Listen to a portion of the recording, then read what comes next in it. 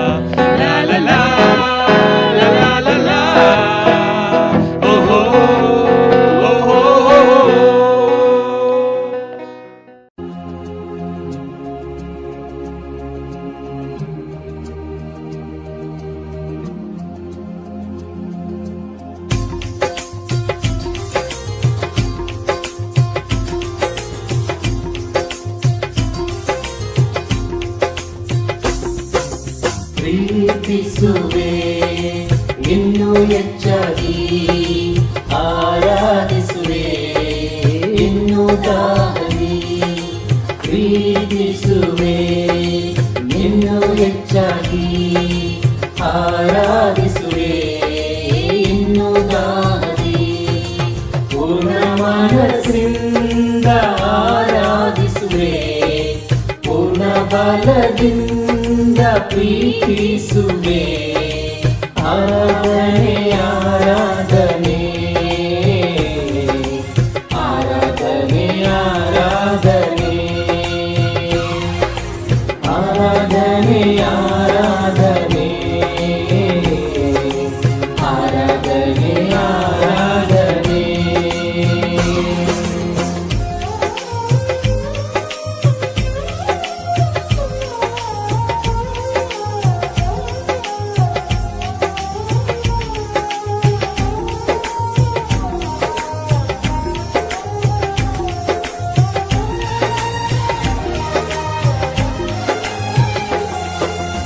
ಎಬಿನೇಜರೇ ಎಬಿನೇಜರೇ, ಇದುವರೆಗೂ ಸಹಾಯ ನೀವೇ. ಎಬಿನೇಜರೇ ಎಬಿನೇಜರೇ, ಇದುವರೆಗೂ ಸಹಾಯ ನೀವೇ. ಇದುವರೆಗೂ ಸಹಾಯ ನೀವೇ. ನನ್ನ ಪೂರ್ಣ ಮನಸ್ಸಿಂದ ಆರಾಧಿಸುವೆ, ಪೂರ್ಣ ಬಲದಿಂದ ಪ್ರೀತಿಸುವೆ. ಆರಾಧನೆ ಆರಾಧನೆ ಆರಾಧನೆ ಆರಾಧನೆ.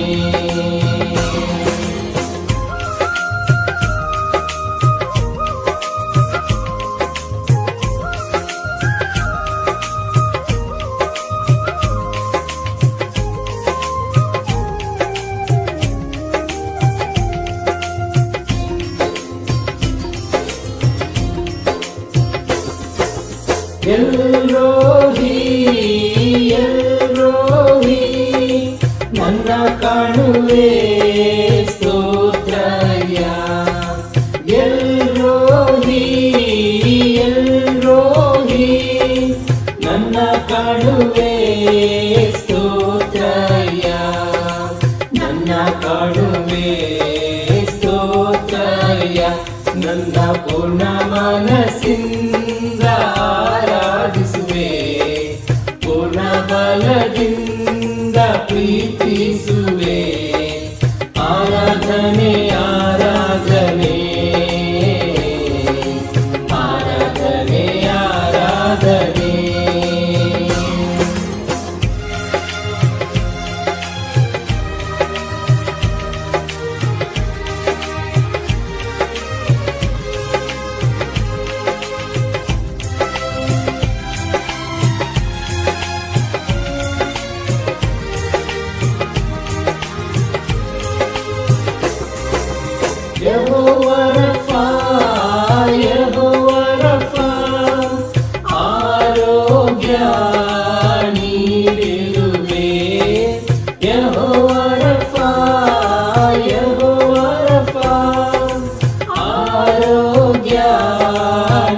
ನೀಡಿರುವೆ, ಆರೋಗ್ಯ ನೀಡಿರುವೆ.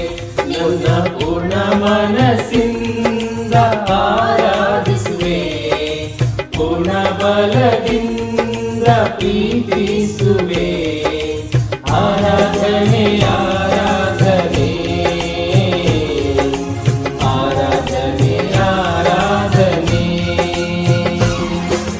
ಪ್ರೀತಿಸುವೆ ನಿನ್ನು ಹೆಚ್ಚಾಗಿ, ಆರಾಧಿಸುವೆ ಇನ್ನು ದಾಗದಿ. ಪ್ರೀತಿಸುವೆ ನಿನ್ನು ಹೆಚ್ಚಾಗಿ, ಆರಾಧಿಸುವೆ ಇನ್ನು ದಾಗದಿ. ಪೂರ್ಣ ಮನಸ್ಸಿಂದ ಆರಾಧಿಸುವೆ, ಪೂರ್ಣ ಬಲದಿಂದ ಪ್ರೀತಿಸುವೆ. ಪೂರ್ಣ ಮನಸ್ಸಿಂದ ಆರಾಧಿಸುವೆ, ಪೂರ್ಣ ಬಲದಿಂದ ಪ್ರೀತಿಸುವೆ. ಆರಾಧನೆ ಆರಾಧನೆ ಆರಾಧನೆ ಆರಾಧನೆ ಆರಾಧನೆ ಆರಾಧನೆ ಆರಾಧನೆ ಆರಾಧನೆ.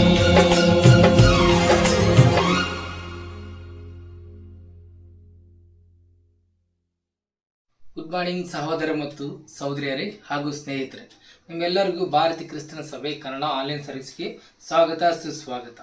ಸಹೋದರ ಸಹೋದರಿ, ಈ ಸಮಯದಲ್ಲಿ ಒಂದು ವಚನ ನೋಡೋಣ ನಾವು. ಕೀರ್ತನೆಗಳು 119 2ನೇ ವಚನ. ಆತನ ಕಟ್ಟಳೆಗಳನ್ನು ಕೈಗೊಂಡು ಸಂಪೂರ್ಣ ಮನಸ್ಸಿನಿಂದ ಆತನನ್ನು ಹುಡುಕುವವರು ಭಾಗ್ಯವಂತರು. ಆಮೆನ್. ಸಹೋದರ ಸಹೋದರಿಯರೇ, ಇಲ್ಲಿ ದೇವರ ವಾಕ್ಯ ಹೇಳುತ್ತೆ, ಸಂಪೂರ್ಣ ಮನಸ್ಸಿನಿಂದ ಆತನ ಹುಡುಕುವವರು ಭಾಗ್ಯವಂತರು ಅಂತ. ಸಹೋದರ ಸಹೋದರಿ, ಇವತ್ತು ದೇವರು ನಮ್ಮನ್ನ ಅವರು ಹುಡುಕುವಂಥ ಮನಸ್ಸು ಕೊಟ್ಟಿದ್ದಾರೆ. ನಮಗೆ ದೇವರು ನಮಗೆ ಇಷ್ಟೊಂದು ಭಾಗ್ಯವಂತದ್ದು ಹೇಳ್ತಿದ್ದಾರೆ. ನಾವು ಇಲ್ಲಿ ಕುಂದಿರುವಾಗ ಸಂಪೂರ್ಣ ಮನಸ್ಸಿನಿಂದ ನಾವು ಕುಂತು ಒಂದು ವಾಕ್ಯನ ಕೇಳೋದಾದರೆ ಸಹೋದರರ ಮುಖಾಂತರ ದೇವರು ಒಂದು ವಿಷಯನ ಕಲಿಸಿಕೊಡ್ತಾರೆ. ಈ ಸಮಯದಲ್ಲಿ ನಾವು ಮೀಟಿಂಗ್ ಪ್ರಾರಂಭಕ್ಕಿಂತ ಮುಂಚೆ ಪ್ರಾರ್ಥನೆ ಮಾಡಿ ಪ್ರಾರ್ಥಿಸೋಣ. ಸರ್ವಶಕ್ತನಾಗಿರುವಂಥ ತಂದೆ ಯೇಸುವೇ, ನಿಮ್ಮ ನಾಮಕ್ಕೆ ಪರಿಶುದ್ಧವಾಗಲಿ ಅಪ್ಪ. ಅಪ್ಪ, ಈ ಸಮಯದಲ್ಲಿ ನಿಮ್ಮ ವಾಕ್ಯಗಳು ಹೇಳುತ್ತೆ ಅಪ್ಪ, ದೇವರೇ, ನಿಮ್ಮ ಕಟ್ಟಳೆಗಳನ್ನು ಸಂಪೂರ್ಣ ಮನಸ್ಸಿನಿಂದ ಹುಡುಕುವವರು ಭಾಗ್ಯವಂತರಂತ ಅಪ್ಪ. ಅಪ್ಪ, ಆ ಹೃದಯ ನಮ್ಮಲ್ಲಿ ಕೊಟ್ಟಿದ್ದಕ್ಕಾಗಿ ನಿಮಗೆ ಬಹಳ ಸ್ತೋತ್ರ ದೇವರೇ. ತಂದೆ, ನನ್ನ ಸಹೋದರನ ಆಶೀರ್ವಾದ ಮಾಡಿ ಅಪ್ಪ, ಸಹೋದರರು ನಿಮ್ಮ ವಾಕ್ಯ ಹೇಳುವಾಗ ದೇವರು ನಿಮ್ಮ ಪವಿತ್ರಾತ್ಮ ಬಲದಿಂದ ಅವರು ಎಲ್ಲರೂ ನಡೆಸ್ತಾರೆ ಅಂತ ಬಿಡ್ತೀನಿ ದೇವ್ರೆ. ಸಮ ಕೊಡಿದಗಾಗಿ ಸ್ತೋತ್ರ ಹೇಳಿದೇವ್ರೆ. ಹೆಚ್ಚು ಪ್ರಾರ್ಥನೆ ಹೆಸರು ಪ್ರಾರ್ಥನೆ ತಂದೆ, ಆಮೀನ್.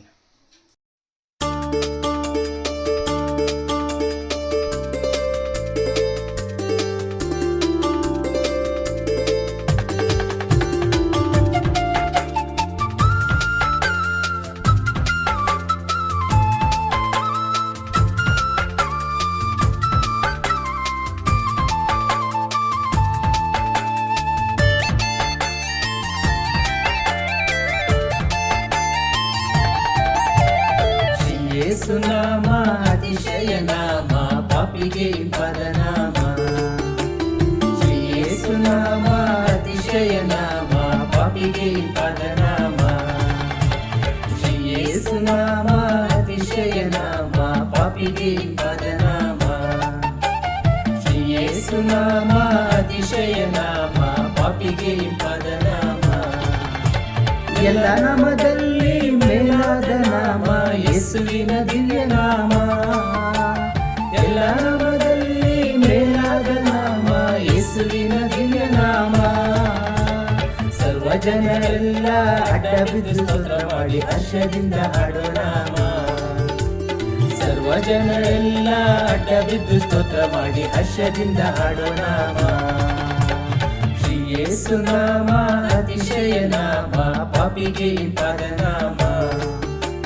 ಶ್ರೀ ಯೇಸುನಾಮ ಅತಿಶಯ ನಾಮ, ಪಾಪಿಗೆ ಪದನಾಮ. ಪಾಪ ಪರಿಹಾರಕ್ಕಾಗಿ ಪಾಪಿಗಳ ಹುಡುಗಿ ಧರಣಿಗೆ ಬಂದ ನಾಮ. ಪಾಪ ಪರಿಹಾರಕ್ಕಾಗಿ ಪಾಪಿಗಳ ಹುಡುಗಿ ಧರಣಿಗೆ ಬಂದ ನಾಮ. ಪಾಪರಹಿತ ಜೀವಿತದ ಮಾದರಿಯ ತೋರಿಸಿದ ಪರಿಶುದ್ಧ ಪುಣ್ಯನಾಮ.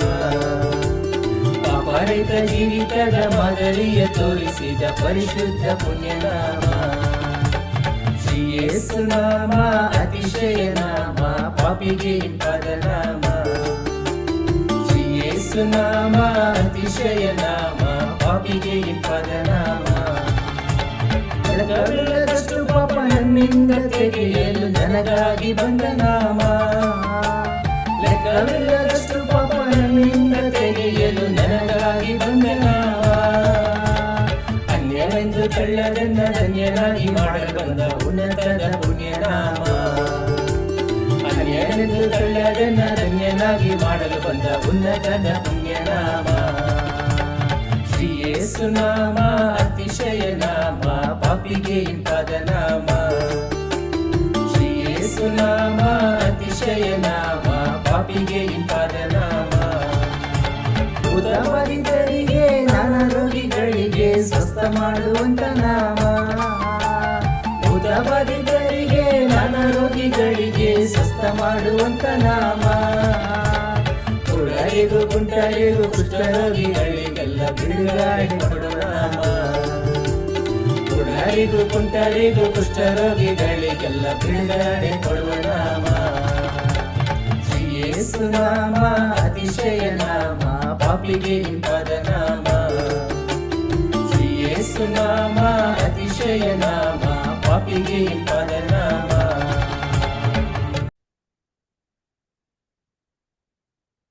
ಬೆಳಗಿನ ನಮಸ್ಕಾರಗಳು ಸಹೋದರ ಸಹೋದರಿಯರು ಮತ್ತು ಸ್ನೇಹಿತರೆ.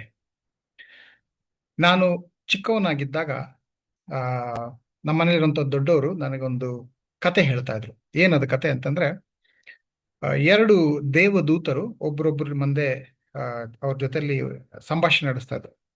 ಸೊ ಒಂದು ದೇವದೂತ ಹೇಳ್ದ, ನೋಡು, ಈ ಭೂಲೋಕದಲ್ಲಿ ಈ ವ್ಯಕ್ತಿ ಇದಾನಲ್ಲ, ಅವನ ಜೀವನ ನಾನು ಎಷ್ಟು ಸಂಪೂರ್ಣವಾಗಿ ಬದಲಾವಣೆ ಮಾಡ್ತೀನಿ, ಬಹಳ ಕಷ್ಟಪಡ್ತಾ ಇದ್ದಾನೆ, ಅವನ ಜೀವನ ಆಶೀರ್ವಾದ ಭರಿತವಾಗಿ ನಾನು ಮಾಡ್ತೀನಿ, ನೋಡಿ ಇವಾಗ ನೋಡಿ ಏನ್ ಮಾಡ್ತೀನಿ ಅಂತ ಹೇಳ್ತಾನೆ. ಆ ಭೂಲೋಕದಲ್ಲಿರುವಂತ ಬಡಪಾಯಿ ಬಹಳ ಕಷ್ಟದಲ್ಲಿ ಜೀವನ ಮಾಡ್ತಿದ್ದ.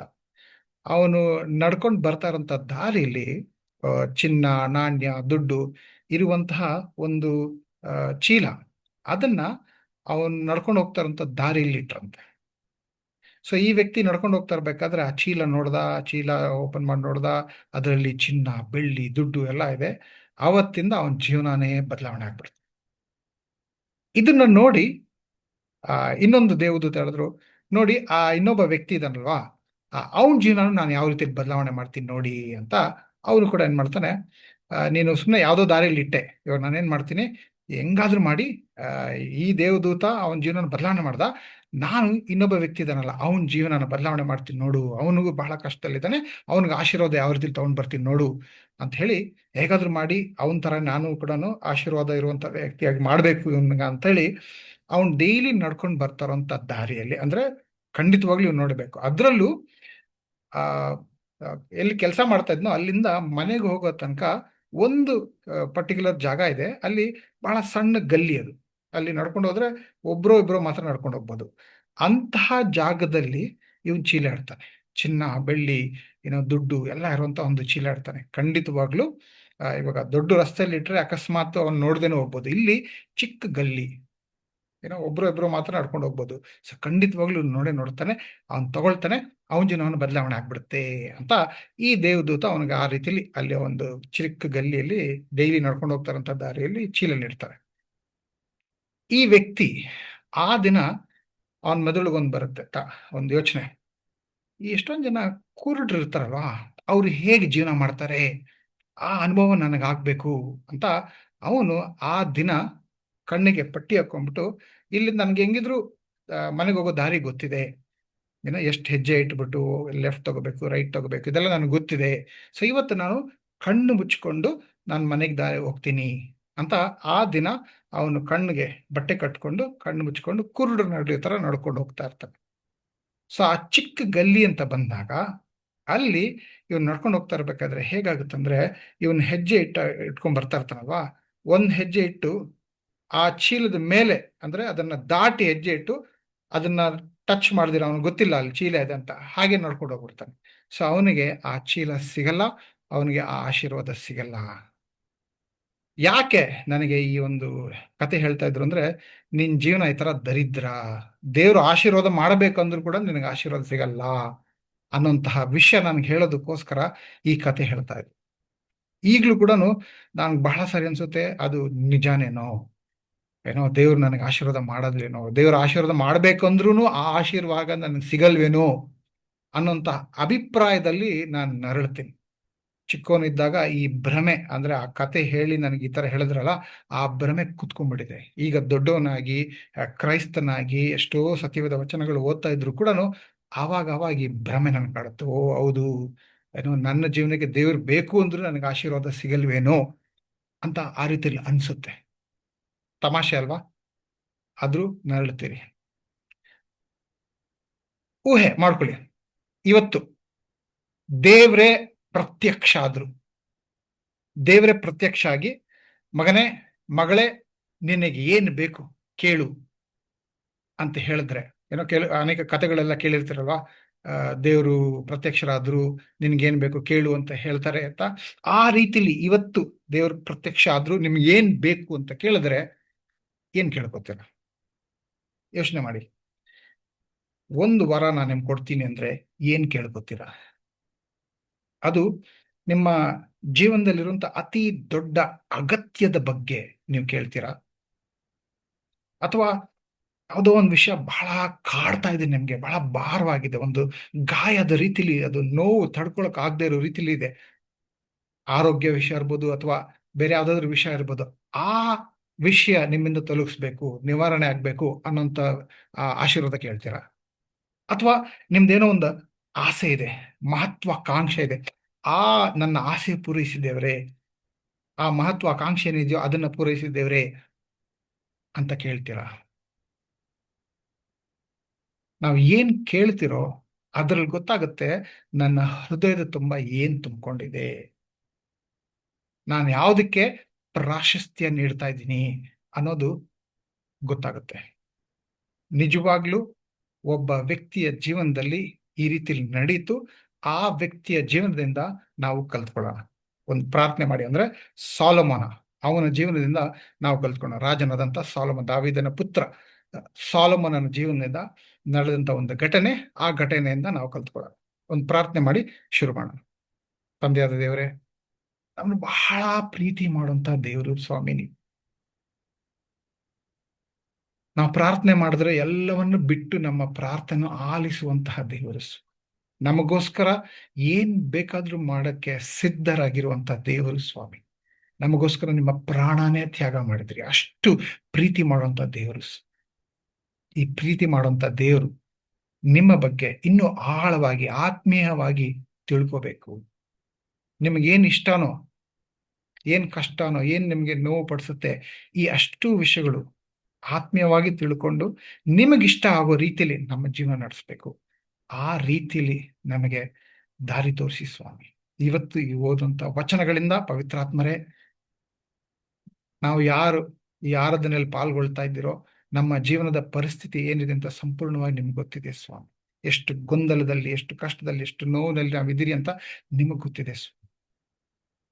ನಮ್ಮ ಈ ಜೀವನಕ್ಕೆ, ಈಗಿರುವಂತ ಪರಿಸ್ಥಿತಿಯ ಜೀವನಕ್ಕೆ ಯಾವ ರೀತಿಯಲ್ಲಿ ಬೇಕು ಪಾಠ, ಆ ರೀತಿಯಲ್ಲಿ ನೀವು ನಮ್ಗೆ ಅರ್ಥೈಸ್ಬೇಕು. ಅದು ನಿಮ್ಮಿಂದ ಮಾತ್ರ ಸಾಧ್ಯ ಪವಿತ್ರಾತ್ಮರೇ ಅಂತ ಹೇಳಿ, ಅದಕ್ಕೋಸ್ಕರ ಎಲ್ರನ್ನ ನಿಮ್ಮ ಕೈಗೊಪ್ಪಿಸ್ತಾ ದಾರಿ ತೋರಿಸಿ, ಮಾರ್ಗದರ್ಶನ ನೀಡಿ, ಶಕ್ತಿ ನೀಡಿ, ನಮ್ಮನ್ನು ನಿಮ್ಮ ಜೊತೆ ಇನ್ನು ಆತ್ಮೀಯವಾಗಿ ಸಂಬಂಧ ಬೆಳೆಸ್ಕೊಳ್ಳೋ ಅಂತ ಆಸೆ ಇದೆ, ಆ ಆಸೆ ಪೂರೈಸಿ. ಬಲಹೀನರು, ಹೌದು, ಆಸೆ ಪಟ್ಟು ಅನೇಕ ಸಾರಿ ನಾವು ಏನ್ ಮಾಡ್ಬೇಕು ಆ ರೀತಿಯಲ್ಲಿ ಮಾಡಿದಿರೋ ತಪ್ಪು ದಾರಿಗೆಲ್ಲ ಹೋಗ್ತಾ ಇರ್ತೀರಿ ಸ್ವಾಮಿ. ಕ್ಷಮಿಸಿ, ಇನ್ನೊಂದ್ ಸಾರಿ ನಮ್ಗೆ ಮಾರ್ಗದರ್ಶನ ನೀಡಿ, ಶಕ್ತಿ ಕೊಡಿ, ಬುದ್ಧಿ ಕೊಡಿ ಅಂತ ಕೇಳ್ಕೊಂಡು ಖಂಡಿತವಾಗ್ಲೂ ಈ ರೀತಿಯಲ್ಲಿ ಮಾಡ್ತೀರ ಅಂತ ಹೇಳಿ ನಂಬಿ ಎಲ್ರಿಗೂ ಆಶೀರ್ವಾದ ಮಾಡಿ, ಎಲ್ರಿಗೂ ಆತ್ಮೀಯ ಸಂಬಂಧದ ಆಶೀರ್ವಾದ ನೀವು ಕೊಡಿ ಅಂತ ಕೇಳ್ಕೊಂಡು ಈ ಒಂದು ಪ್ರಾರ್ಥನೆಯನ್ನ ಯೇಸುವೆ ನಿಮ್ಮ ನಾಮದಲ್ಲಿ ಕೇಳ್ತಾ ಇದ್ದೀನಿ. ಆಮೇಲೆ 2ನೇ ಪೂರ್ವಕಾಲ ವೃತ್ತಾಂತ ಅಧ್ಯಾಯ 1 ವಚನ 1-7. 2ನೇ ಪೂರ್ವಕಾಲ ವೃತ್ತಾಂತ ಅಧ್ಯಾಯ 1 ವಚನ 1-7. ದಾವೀದನ ಮಗನಾದ ಸಾಲೋಮೋನನು ತನ್ನ ದೇವರಾದ ಯೆಹೋವನಿಂದ ಸಹಾಯವನ್ನು, ವಿಶೇಷ ವೃದ್ಧಿಯನ್ನು, ಹೊಂದಿದವನಾಗಿ ರಾಜ್ಯಾಧಿಕಾರವನ್ನು ಸ್ಥಿರಪಡಿಸಿಕೊಂಡನು. ಅವನು ಎಲ್ಲ ಇಸ್ರಾಯೇಲ್ಯರನ್ನು, ಅಂದರೆ ಅವರ ಶತಾಧಿಪತಿ, ಸಹಸ್ರಾಧಿಪತಿಗಳನ್ನು, ನ್ಯಾಯಾಧಿಪತಿಗಳನ್ನು, ಗೋತ್ರ ಪ್ರಧಾನರಾದ ಇಸ್ರಾಯೇಲ್ ಪ್ರಭುಗಳನ್ನು ಕರೆಸಿಕೊಂಡು ಆ ಸರ್ವ ಸಮೂಹದೊಡನೆ ಗಿಬ್ಯೋನಿನಲ್ಲಿದ್ದ ಪೂಜಾ ಸ್ಥಳಕ್ಕೆ ಹೋದನು. ಯೆಹೋವನ ಸೇವಕನಾದ ಮೋಶೆಯು ಅರಣ್ಯದಲ್ಲಿ ಮಾಡಿಸಿದ ದೇವದರ್ಶನದ ಗುಡಾರವು ಅಲ್ಲಿತ್ತಷ್ಟೆ. ದಾವಿದನು ದೇವರ ಮಂಜೂಷವನ್ನು ಕಿರ್ಯತ್ಯಾರೀಮಿನಿಂದ ತಾನು ಯೆರೂಸಲೇಮಿನಲ್ಲಿ ಅದಕ್ಕೋಸ್ಕರ ಸಿದ್ಧ ಮಾಡಿಟ್ಟ ಡೇರೆಗೆ ತೆಗೆದುಕೊಂಡು ಬಂದಿದ್ದರು. ಊರಿಯ ಮಗನೂ ಹೂರನ ಮೊಮ್ಮಗನೂ ಆದ ಬೆಚಲೇಲನ ಮಾಡಿದ ತಾಮ್ರ ಯಜ್ಞವೇದಿಯು ಅಲ್ಲೇ ಯೆಹೋವನ ಗುಡಾರದ ಮುಂದಿತ್ತು. ಆ ವೇದಿಗಾಗಿ ಸೊಲೊಮೋನನು ಆ ಸಮೂಹದವರು ಅಲ್ಲಿಗೆ ಹೋದರು. ಸೊಲೊಮೋನನು ದೇವ ದರ್ಶನದ ಗುಡಾರದ ಬಳಿಯಲ್ಲಿ ಯೆಹೋವನ ಮುಂದಿದ್ದ ಆ ತಾಮ್ರ ವೇದಿಯ ಮೇಲೆ 1000 ಸರ್ವಾಂಗ ಹೋಮಗಳನ್ನು ಸಮರ್ಪಿಸಿದನು. ಅದೇ ರಾತ್ರಿ ದೇವರು ಸೊಲೊಮೋನನಿಗೆ ದರ್ಶನ ಕೊಟ್ಟು, ನಿನಗೆ ಯಾವ ವರ ಬೇಕು ಕೇಳಿಕೋ ಎಂದು ಹೇಳಲು ಸೊಲೊಮೋನನು ಆತನಿಗೆ ಅಂತ ಮುಂದುವರ್ಸ್ಕೊಂಡು ಹೋಗ್ತಾರತ್ತೆ. ಯಾಕೆ ನಾವು ಈ ವಿಷಯ ನನಗೆ ಬಹಳ ಕುತೂಹಲ ಅನಿಸ್ತು ಅಂತಂದ್ರೆ, ಬಹಳ ಜನ ಪ್ರಾರ್ಥನೆ ಮಾಡಿರ್ತಾರೆ. ಬಹಳ ಜನ ಸತ್ಯವೇದದಲ್ಲೂ ಕೂಡ ಅನೇಕ ಜನರು ಪ್ರಾರ್ಥನೆ ಮಾಡಿದ್ದಾರೆ. ಈ ಪ್ರಾರ್ಥನೆ ನನಗೆ ಬಹಳ ವಿಶೇಷ ಅನಿಸ್ತು. ಅದರಲ್ಲೂ ದೇವರು ಯಾವ ರೀತಿಯಲ್ಲಿ ಅವನಿಗೆ ದರ್ಶನ ಕೊಟ್ಟು ಅವ್ರು ಕೇಳಿದಂತ ಈ ಪ್ರಶ್ನೆ ನನಗೆ ಬಹಳ ಕುತೂಹಲ ಅನ್ಸ್ತು. ನಿನಗೆ ಯಾವ ವರ ಬೇಕು ಕೇಳಿಕೋ. ಬಹಳಷ್ಟು ನಾವು ನೋಡ್ದ ಅಂತಂದ್ರೆ, ಯೆಹೋಶುವ ಪ್ರಾರ್ಥನೆ ಮಾಡದ ಆ ಸೂರ್ಯ ಅಲ್ಲೇ ನಿಲ್ಲಬೇಕು ಅಂತ ದೇವರು ಆಶೀರ್ವಾದ ಮಾಡಿ ಅದೇ ರೀತಿಯಲ್ಲಿ ನಿಲ್ಲಿಸಿದ್ರು. ಅದ್ಭುತ. ಮೋಶೆಯ ಪ್ರಾರ್ಥನೆ ಮಾಡ್ದ ಆ ಸಮುದ್ರ ದಾಟಬೇಕು ಅಂತ ಹೇಳಿ ಸಮುದ್ರ ಎರಡಾಯ್ತು. ಅವರು ಒಣ ನೆಲದ ಮೇಲೆ ನಡ್ಕೊಂಡು ಹೋದ್ರು. ವ್ಯಕ್ತಿಗಳು ಕೇಳಿದ್ರು, ದೇವರು ಆಶೀರ್ವಾದ ಮಾಡಿದ್ರು ಅವ್ರು ಕೇಳಿದ ಪ್ರಕಾರ. ಬಟ್ ಇಲ್ಲಿ ನನಗೆ ವಿಶೇಷವಾಗಿ ಆಕರ್ಷಣೆ ಆಗಿರೋದು, ಯಾಕೆ ನಾನು ಈ ಪೂರ್ವಕಾಲ ವೃತ್ತಾಂತ, ಅರಸರು, ಈ ಅಧ್ಯಾಯಗಳನ್ನೆಲ್ಲ ಓದ್ಕೊಂಡು ಹೋಗ್ತಾ ಇರ್ಬೇಕಾದ್ರೆ ಈ ವಚನ ನನಗೆ ಬಹಳ ಮನಸೂರೆಗೊಳ್ತು. ದೇವರು ಬಂದು ಯಾಕೆ ಸೊಲೊಮೋನನಿಗೆ ಮಾತ್ರ ನಿನಗೆ ಯಾವ ವರ ಬೇಕು ಕೇಳಿಕೋ ಅಂತ ಕೇಳ್ತಾ ಇದ್ದಾರೆ. ಏನ್ ವಿಶೇಷ ಇದೆ? ಯಾಕೆ ದೇವರು ಸೊಲೊಮೋನನಿಗೆ ಈ ರೀತಿಲಿ ನಿನಗೆ ಯಾವ ವರ ಬೇಕು ಕೇಳ್ಕೊ ನಾನು ಕೊಡ್ತೀನಿ, ಆ ರೀತಿಯಲ್ಲಿ ಪ್ರಶ್ನೆ ಯಾಕೆ ದೇವರು ಸೊಲೊಮೋನನ್ನು ಕೇಳ್ತಾ ಇದ್ದಾರೆ ಅನ್ನೋಂಥ ವಿಷಯದ ಬಗ್ಗೆ ನಾನು ಹೆಚ್ಚು ಗಮನ ಕೊಟ್ಟು ಅದನ್ನು ಸರಿಯಾಗಿ ಅರ್ಥ ಮಾಡ್ಕೊಳ್ಳೋಣ ಅಂತ ಹೇಳಿ ಪ್ರಯತ್ನ ಪಡ್ತಾ ಇದ್ದೆ. ಸೊ ಆವಾಗ ನನಗೆ ಸಿಕ್ಕಂತ ಕೆಲವು ವಿಷಯಗಳು ನಿಮ್ಮ ಹತ್ರ ಹಂಚ್ಕೊಳ್ತಾ ಇದ್ದೀನಿ. ಕ್ರೈಸ್ತರಾಗಿರುವಂತ ನಾವು, ನಮ್ಮ ಆರಾಧನೆ ಬಹಳ ಬಹಳ ಮುಖ್ಯ.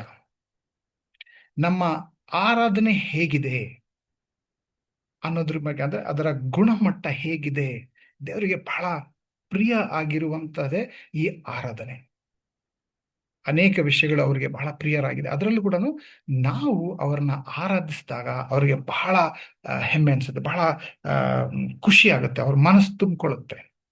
ಸೊ ಅದ್ರ ಮೇಲೆ ನಾವು ಗಮನ ಇಡ. ನನಗೆ ನಾನ್ ತಿಳಿದಂತ, ಅಂದ್ರೆ ಈ ವಚನಗಳಿಂದ ನಾನ್ ತಿಳ್ಕೊಂಡಿರೋಂಥ ವಿಷಯ ಏನು, ನಾನು ಕಲ್ತ್ಕೊಂಡಂತ ವಿಷಯ ಏನು, ನನ್ನ ಗಮನಕ್ಕೆ ಬಂದಂತ ವಿಷಯ ಏನಂತಂದ್ರೆ,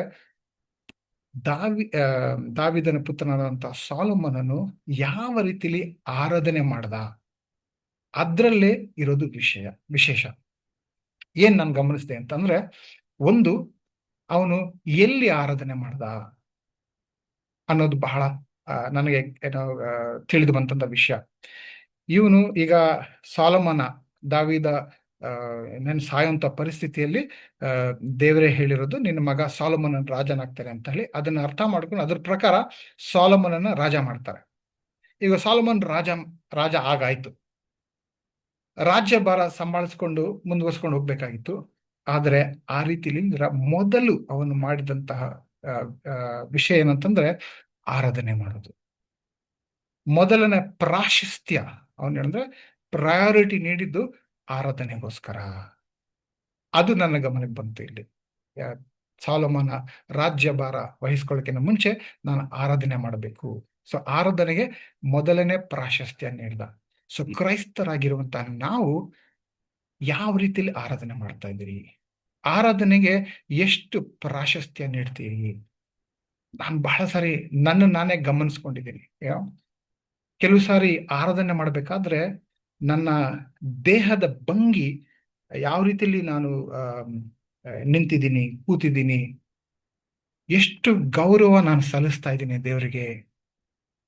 ನನ್ನ ನಾನೇ ನೋಡಿದ್ದೀನಿ, ಅಗೌರವವಾಗಿ ನನ್ನ ದೇಹದ ಭಂಗಿ ಅಗೌರವವಾಗಿದೆಯಾ, ಅವ್ರಿಗೂ ಇದೆ. ಅನೇಕ ಸಾರಿ ನಾನು ನಾನೇ ನೋಡಿದ್ದೀನಿ. ಆರಾಧನೆಗಷ್ಟು ನಾನು ಪ್ರಾಶಸ್ತ್ಯ ಕೊಡದೇ ಇರೋದು. ಇನ್ನು ಅನೇಕ ಬಾರಿ ನಾನು ನೋಡಿದ್ದೀನಿ ಯಾವ ರೀತಿಲಿ ಡಿಸ್ಟ್ರಾಕ್ಟೆಡ್ ವರ್ಷಿಪ್ ಅಂತಾರಲ್ವಾ, ಅಂದ್ರೆ ನನ್ನ ಗಮನ ಆರಾಧನೆಯಲ್ಲಿ ಇಲ್ದಿರ ಅನೇಕ ಸಾರಿ ಆ ಕಡೆ ಈ ಕಡೆ ಅಂತ ಹೇಳಿ ಗಮನದಲ್ಲಿ ಗೊಂದಲ ಇದೆ. ಆ ಗೊಂದಲ ಹೊಂದಿರುವಂತ ಗಮನದಿಂದ ನಾನು ಆರಾಧನೆ ಮಾಡಕ್ಕೆ ಪ್ರಯತ್ನ ಪಡ್ತಾ ಇದ್ದೀನಿ. ಅದು ನಿಜವಾಗ್ಲೂ ದೇವರಿಗೆ ಮಹಿಮೆ ಆಗುವಂಥದ್ದು, ಅಥವಾ ದೇವರಿಗೆ ಇಷ್ಟ ಆಗೋ ರೀತಿಯಲ್ಲಿ ಆರಾಧನೆ ನಾನು ಮಾಡ್ತಾ ಇಲ್ವೇನೋ ಅಂತ ಮಾಡ್ತಾ ಇದ್ದೇನೋ ಅಲ್ಲ, ಮಾಡ್ತಾ ಇಲ್ಲ. ನಾನೇ ಗಮನಿಸಿದ್ದೀನಿ.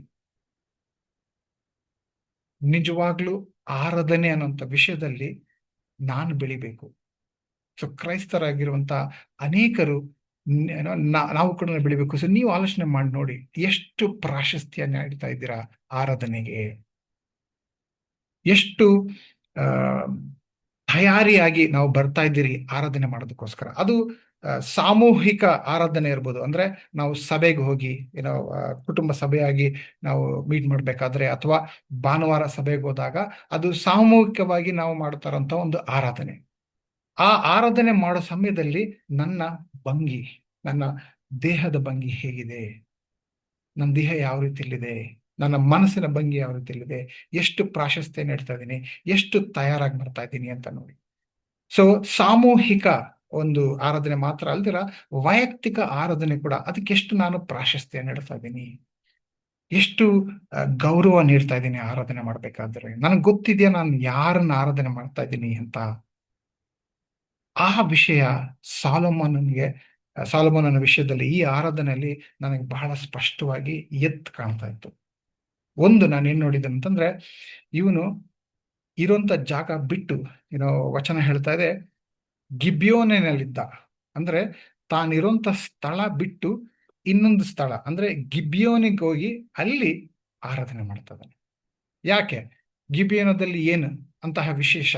ಇದೇ ವಚನದಲ್ಲಿ ಹೇಳ್ತಾ ಇದೆ ನೋಡಿ. ಯೆಹೋವನ ಸೇವಕನಾದ ಮೋಶೆಯು ಅರಣ್ಯದಲ್ಲಿ ಮಾಡಿಸಿದ ದೇವದರ್ಶನದ ಗುಡಾರವು ಅಲ್ಲಿತ್ತಷ್ಟೇ. ಅಂದ್ರೆ ಮೋಶೆಗೆ ದೇವ್ರು ಕಾಣಿಸ್ಕೊಂಡ್ರಲ್ಲ, ಆ ಸ್ಥಳ ಗಿಬ್ಯೋನ. ಅಷ್ಟು ಮಾತ್ರ ಅಲ್ಲ, ದಾವಿದನು ದೇವರ ಮಂಜೂಷವನ್ನು ಕಿರ್ಯಾತಯಿರೀಮಿನಿಂದ ತಾನು ಯೆರೂಸಲೇಮಿನಲ್ಲಿ ಅದಕ್ಕೋಸ್ಕರ ಸಿದ್ಧ ಮಾಡಿಟ್ಟ ಡೇರೆಗೆ ತೆಗೆದುಕೊಂಡು ಬಂದಿದ್ದರು. ಊರಿಯ ಮಗನೂ ಹೂರನ ಮೊಮ್ಮಗನೂ ಆದ ಬೆಚಲೇನನು ಮಾಡಿದ ತಾಮ್ರ ಯಜ್ಞವೇದಿಯು ಅಲ್ಲೇ ಯೆಹೋವನ ಗುಡಾದ ಮುಂದಿತ್ತು. ಅಂದ್ರೆ ಆ ಸ್ಥಳ ವಿಶೇಷವಾದಂತ ಸ್ಥಳ. ಸಾಲೊಮೋನ ಎಲ್ಲಿ ಬೇಕಾದ್ರೂ ಹೋಗಿ ಆರಾಧನೆ ಮಾಡ್ಬೇಕಾಗಿತ್ತು, ಅವನ ರಾಜ ಎಲ್ಲಿ ಬೇಕಾದ್ರೂ ಹೋಗ್ಬೋದಿತ್ತು. ಆದ್ರೆ ಅವನು ಆರಿಸ್ಕೊಂಡಿದ್ದು, ನಾನು ಗಿಬ್ಯೋನಕ್ಕೆ ಹೋಗ್ಬೇಕು, ಅಲ್ಲಿ ಆರಾಧನೆ ಆಡ್ಬೇಕು. ಆ ಸ್ಥಳ ಮುಖ್ಯವಾದದ್ದು. ಏನೋ ಒಂದು ಆರಾಧನೆ ಅನ್ನೋ ರೀತಿಲಿ ಇಲ್ದಿರ ವಿಶೇಷತೆ ನೀಡ್ತಾ ಇದ್ದಾನೆ, ಸ್ಥಳಕ್ಕೆ ವಿಶೇಷತೆ ನೀಡ್ತಾ ಇದ್ದಾನೆ. ಅದನ್ನ ನಾನು ಗಮನಿಸ್ದೆ, ಒಂದನೇದು. ಎರಡನೇದು ನಾನು ಏನ್ ನೋಡ್ತಾ ಇದ್ದೀನಿ ಅಂತಂದ್ರೆ, ಅವನು ಒಬ್ನೇ ಹೋಗಿಲ್ಲ, ಯಾರನ್ನ ಕರ್ಕೊಂಡು ಹೋಗ್ತಾ ಇದ್ದೇನೆ, ಅವನು ಎಲ್ಲಾ ಇಸ್ರೇಲರನ್ನು, ಅಂದರೆ ಅವರ ಶತಾಧಿಪತಿ, ಸಹಸ್ರಾಧಿಪತಿಗಳನ್ನು, ನ್ಯಾಯಾಧಿಪತಿಗಳನ್ನು, ಗೋತ್ರ ಪ್ರಧಾನರಾದ ಇಸ್ರೇಲ್ ಪ್ರಭುಗಳನ್ನು ಕರೆಸಿಕೊಂಡು ಜೊತೆಗೋಗಿ ಆ ಗಿಬ್ಯೋನಿನಲ್ಲಿ ಪೂಜಾ ಸ್ಥಳದಲ್ಲಿ ಹೋಗಿ ಆರಾಧನೆ ಮಾಡೋದು ನೋಡ್ತಾ ಇದ್ದೀರಿ. ಅದು ಕೂಡ ಬಹಳ ವಿಶೇಷ ಅಂತ ನಾನು ನೋಡ್ತಾ ಇದ್ದೀನಿ. ಏನಂತಂದ್ರೆ, ಕುಟುಂಬವಾಗಿ ನಾವು ಆರಾಧನೆ ಮಾಡ್ತಾ ಇದ್ದೀರಾ?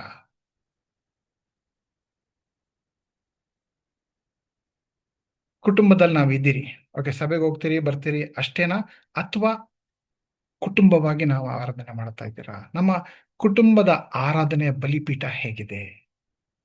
ಇವನು ಒಬ್ನೇ ಹೋಗಿ ಆರಾಧನೆ ಮಾಡ್ದಿರಾ ತನ್ನ ರಾಜ್ಯಭಾರ ನಡೆಸೋದಕ್ಕೆ ಯಾರೆಲ್ಲ ಅಧಿಕಾರಿಗಳಿದ್ದಾರೋ ಅವ್ರನ್ನೆಲ್ಲರನ್ನು ಕರ್ಕೊಂಡೋಗಿ ಆರಾಧನೆ ಮಾಡ್ತಾರೆ. ಅಷ್ಟು ವಿಶೇಷತೆ ನೀಡ್ತಾ ಇರೋದನ್ನ ನಾನು ಇಲ್ಲಿ ಗಮನಿಸ್ತಾ ಇದ್ದೀನಿ. ಇನ್ನೊಂದು ವಿಷಯ ನಾವೇನ್ ಗಮನಿಸಬಹುದು ಅಂದ್ರೆ, ಸಾಲೊಮೋನನ ಆರಾಧನೆಯಲ್ಲಿ ಸ್ಥಳ, ಎಲ್ರನ್ನೂ ಕರ್ಕೊಂಡೋಗಿ ಆರಾಧನೆ ಮಾಡ್ತಾ ಇದ್ದಾನೆ. ಮೂರನೇದು ವಚನ 6ರಲ್ಲಿ ಸಾಲೊಮೋನನ ದೇವ ದರ್ಶನದ ಗುಡಾರದ ಬಳಿಯಲ್ಲಿ ಯೆಹೋವನ ಮುಂದಿದ್ದ ಆ ತಾಮ್ರ ವೇದಿಯ ಮೇಲೆ 1000 ಸರ್ವಾಂಗ ಹೋಮಗಳನ್ನು ಸಮರ್ಪಿಸಿದನು. ಈ ವಿಷಯನೂ ನಾವು ಗಮನಕ್ಕೆ ತಗೋಬೇಕು. ಏನದು? ದೇವರಿಗೆ ಹಳೆ ಒಡಂಬಡಿಕೆಯಲ್ಲಿ ಜನರು ದೇವರಿಗೆ ಹೋಮನ ಅರ್ಪಿಸ್ತಾ ಇದ್ರು. ಕೆಲವು ಹೋಮ ಹೇಗಿರ್ತಾ ಇತ್ತು ಅಂತಂದ್ರೆ, ಅವರು ಯಾವುದಾದ್ರೂ ದೇವರಿಗೆ ಇದು ಕೊಡಬೇಕು ಅಂತ ಹೇಳಿ ಬಲಿಪೀಠಕ್ಕೆ ತಗೊಂಡ್ ಬಂದು ಕೊಟ್ಟಾಗ, ಒಂದು ಹೋಮ ಹೇಗಂತಂದ್ರೆ, ಒಂದು ಮಾಂಸ ತಗೊಂಡ್ ಬಂದು ಕೊಟ್ಟ ಅಂತಂದ್ರೆ ಅದರಲ್ಲಿ ಒಂದಷ್ಟು ದೇವರಿಗೆ ಅರ್ಪಣೆ ಅಂತ ಹೇಳಿ ಮಿಕ್ಕಿದ್ದು ಕೆಲವು ವಿಷಯಗಳೆಲ್ಲ ಏನೋ ಆ ಮಾಂಸದ ಇದು ಅಲ್ಲಿರುವಂತಹ ಯಾಜಕರಿಗೆ ಸೇರ್ತಾ ಇತ್ತು. ಇಲ್ಲಿ ಸರ್ವಾಂಗ ಹೋಮ ಅಂತಂದ್ರೆ ದೇವರ ಬಲಿಪೀಠದ ಮೇಲೆ ತಗೊಂಡ್ ಬಂದಿಟ್ಟು ದೇವರಿಗೆ ಅರ್ಪಣೆ ಮಾಡಿದ್ದಾಗ ಏನ್ ಕೊಡ್ತಿರೋ ಅದು ಸಂಪೂರ್ಣವಾಗಿ ಸರ್ವಾಂಗ ಹೋಮ ಅಂದ್ರೆ ಬೆಂಕಿ ಬಂದು ಆ ಬೆಂಕಿ ಇಡೀ ಅದೇನ್ ಆಹಾರ ಕೊಟ್ಟಿರ್ತಾರೋ ಅದಷ್ಟನ್ನು ಕೂಡ ಸುಟ್ಬಿಡುತ್ತೆ. ಅಂದ್ರೆ ಸರ್ವಾಂಗ ಸಂಪೂರ್ಣವಾಗಿ ದೇವರಿಗೆ ಅರ್ಪಣೆ ಮಾಡುವಂತ ಒಂದು ಹೋಮ ಮಾಡ್ತಾ ಇದ್ದಾರೆ. ಅದೇ ಇದರಲ್ಲಿ ವಿಶೇಷ. ಅದ್ರಲ್ಲೂ ಸಾಲೊಮೋನ ಏನ್ ಮಾಡ್ತಾ ಇದ್ದಾನೆ, ಒಂದು ಸರ್ವಾಂಗ ಹೋಮ ಅಲ್ಲ, 1000 ಸರ್ವಾಂಗ ಹೋಮ. ಅಂದ್ರೆ ಸಂಪೂರ್ಣವಾಗಿ ತನ್ನನ್ನು ಸಮರ್ಪಿಸ್ಕೊಂತ ಇದ್ದಾನೆ ದೇವರಿಗೆ. ಅಂದ್ರೆ ಸರ್ವಾಂಗ ಹೋಮ ಮಾಡೋದೇ ಆ ಸಂಪೂರ್ಣ ಸಮರ್ಪಣೆ ತೋರಿಸ್ಕೊಡೋದಕ್ಕೋಸ್ಕರ. ಅದ್ರಲ್ಲೂ ಸಾಲೊಮೋನ ಏನ್ ಮಾಡ್ತದಾನೆ, ಒಂದಲ್ಲ ಎರಡಲ್ಲ 1000 ಸರ್ವಾಂಗ ಹೋಮ ಮಾಡ್ತದಾನೆ. ಅಂದ್ರೆ ನನಗೆ ಗೊತ್ತಿತ್ತು ದೇವರಿಗೆ ಸರ್ವಸ್ವವನ್ನು ನೀಡಬೇಕು, ನಂದೇನೂ ಇಲ್ಲ, ಎಲ್ಲವೂ ದೇವರದ್ದೇ ಅನ್ನುವಂಥ ಮನೋಭಾವದಿಂದ ಸರ್ವಾಂಗ ಹೋಮ ಮಾಡ್ತಾ ಇದ್ದಾನೆ. ಈ ಆರಾಧನೆಯ ವಿಶೇಷ, ಆರಾಧನೆ ಮಾಡಿರುವಂತಹ ರೀತಿ ದೇವರಿಗೆ ಮೆಚ್ಚುಗೆ ಆಯ್ತು. ಅದಕ್ಕೋಸ್ಕರ ದೇವರು ಅವನನ್ನ ಏನ್ ವರ ಬೇಕು ಕೇಳಿಕೋ ಅಂತ ಹೇಳ್ತಾರೆ.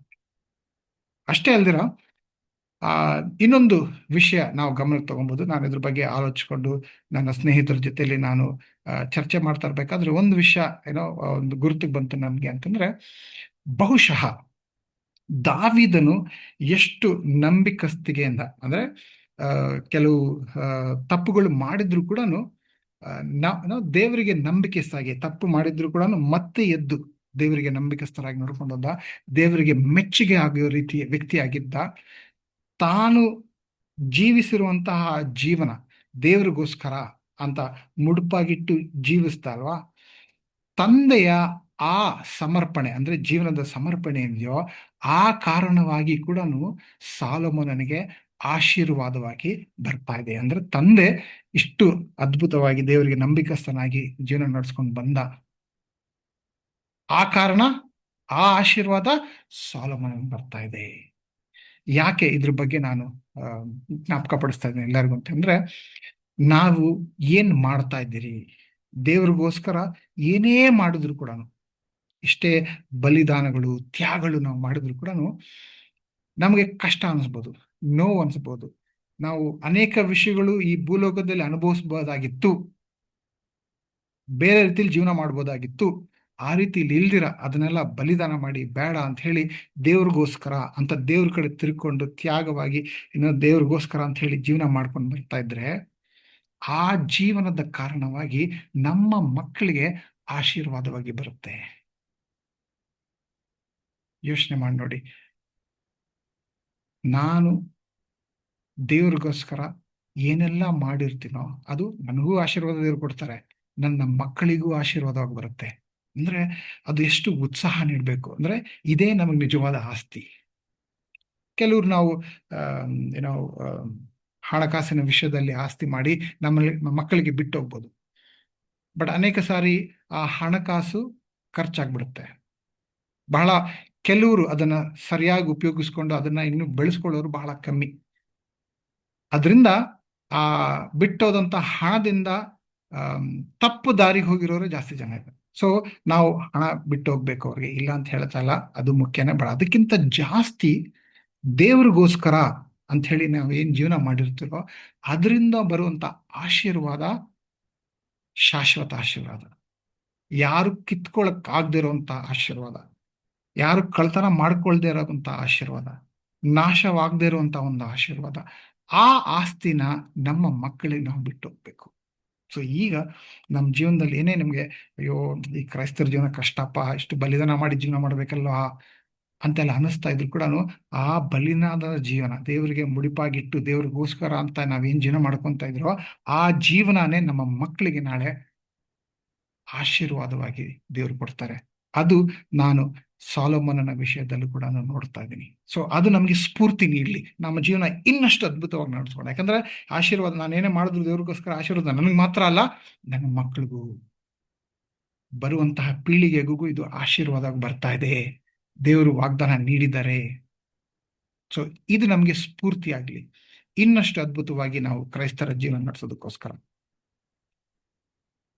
ಇನ್ನೊಂದು ವಿಶೇಷತೆ ನಾನು ಈ ಒಂದು ಅಧ್ಯಾಯದಲ್ಲಿ ಗಮನಿಸಿದ್ದಂತಂದ್ರೆ, ಸಾಲೊಮೋನನ ಆರಾಧನೆ ಮಾತ್ರ ಅಲ್ಲ, ತನ್ನ ಪ್ರಾರ್ಥನೆ ಕೊಡುವನು ವಿಶೇಷವಾಗಿತ್ತು. ಸಾಲೊಮೋನನ ಪ್ರಾರ್ಥನೆ ನೋಡಿ ಹೀಗಿದೆ, ವಚನ 8ರಿಂದ: ನೀನು ನನ್ನ ತಂದೆಯಾದ ದಾವೀದನಿಗೆ ಮಹಾಕೃಪೆಯನ್ನು ತೋರಿಸಿ ಅವನಿಗೆ ಬದಲಾಗಿ ನನ್ನನ್ನು ಅರಸನಾಗಿ ನೇಮಿಸಿದ್ದಿ. ಹೀಗಿರಲಾಗಿ ದೇವರಾದ ಯೆಹೋವನೇ, ನೀನು ನನ್ನ ತಂದೆಯಾದ ದಾವೀದನಿಗೆ ನುಡಿದದ್ದು ಸಾರ್ಥಕವಾಗಲಿ. ಭೂಮಿಯ ಧೂಳಿನಷ್ಟು ಅಸಂಖ್ಯವಾದ ಜನಾಂಗದ ಮೇಲೆ ನನ್ನನ್ನು ಅರಸನನ್ನಾಗಿ ನೇಮಿಸಿದ್ದಿ. ನಿನ್ನ ಪ್ರಜೆಯಾದ ಈ ಮಹಾ ಜನಾಂಗವನ್ನು ಆಳುವುದಕ್ಕೆ ಸಮರ್ಥರಾರು. ನಾನು ಈ ಜನರ ನಾಯಕನಾಗಿ ಹೋಗುತ್ತಾ ಬರುತ್ತಾ ಇರುವುದಕ್ಕೋಸ್ಕರ ನನಗೆ ಜ್ಞಾನ ವಿವೇಕಗಳನ್ನು ಅನುಗ್ರಹಿಸಬೇಕು ಎಂದು ದೇವರನ್ನು ಬೇಡಿಕೊಂಡನು. ಸೊ ಈ ಪ್ರಾರ್ಥನೆಯಲ್ಲಿ ನಾವು ಏನು ವಿಶೇಷತೆ ನೋಡ್ಬೋದು ಅಂತಂದ್ರೆ, ಯಾಕೆ ಇದು ಪ್ರಭಾವಶಾಲಿಯಾದಂತ ಒಂದು ಪ್ರಾರ್ಥನೆ? ಒಂದು, ನೆನಪು ಮಾಡ್ಕೊಳ್ತಾ ಇದ್ದಾನೆ, ತನಗೆ ಸಿಕ್ಕಿರುವಂತಹ ಆಶೀರ್ವಾದಗಳನ್ನು ನೆನಪು ಮಾಡಿಕೊಂಡು ದೇವರಿಗೆ ತಿಳಿಸ್ತಾ ಇದ್ದಾನೆ, ದೇವರಿಗೆ ಕೃತಜ್ಞತೆ ಸಲ್ಲಿಸ್ತಾ ಇದ್ದಾನೆ.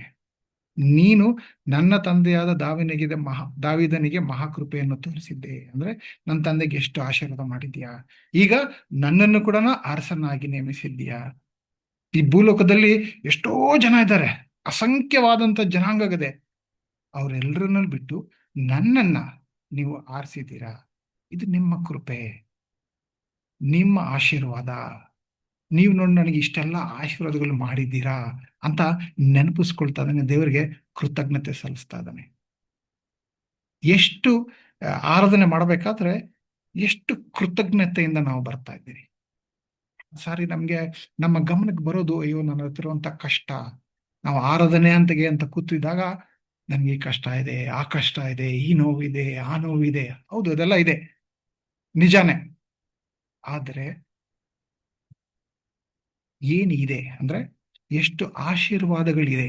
ಇಲ್ಲಿವರೆಗೂ ದೇವ್ರು ಮಾಡಿರುವಂತ ಆಶೀರ್ವಾದಗಳನ್ನ ನಾವು ಮರಿಬಾರ್ದು. ಬಹುಶಃ ಈಗ ಕಷ್ಟದಲ್ಲಿದ್ದೀರೇನೋ, ನೋವುದಲ್ಲಿದ್ದೀರೇನೋ, ಆದ್ರೆ ಇಲ್ಲಿವರೆಗೂ ಅಂದ್ರೆ ನಮ್ಮ ಜೀವನ ಯಾವ ರೀತಿ ನಡ್ಕೊಂಡು ಬಂದಿದ್ಯೋ ನೋಡಿ, ದೇವ್ರು ಎಷ್ಟೋ ಆಶೀರ್ವಾದಗಳು ಮಾಡಿದ್ದಾರೆ. ಒಂದಲ್ಲ ಎರಡಲ್ಲ, ಸಾವಿರಾರು ಆಶೀರ್ವಾದಗಳು ಮಾಡಿದ್ದಾರೆ. ನನ್ನ ಪ್ರಕಾರ ಪ್ರತಿದಿನ ಆಶೀರ್ವಾದ.